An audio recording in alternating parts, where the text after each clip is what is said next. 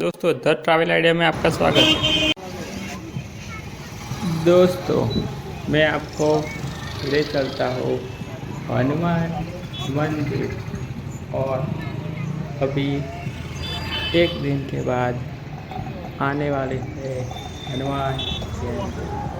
अगर दोस्तों वीडियो अच्छा लगे तो वीडियो को लाइक कर देना, कमेंट में जय श्री राम लिख देना। दोस्तों द ट्रैवल आइडिया में आपका स्वागत है। श्री राम भक्त हनुमान दादा की जय।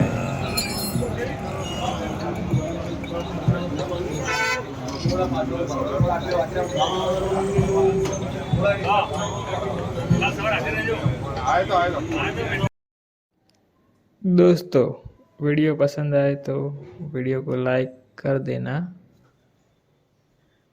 और वीडियो पसंद आए तो वीडियो को लाइक कर देना और चैनल को सब्सक्राइब कर देना।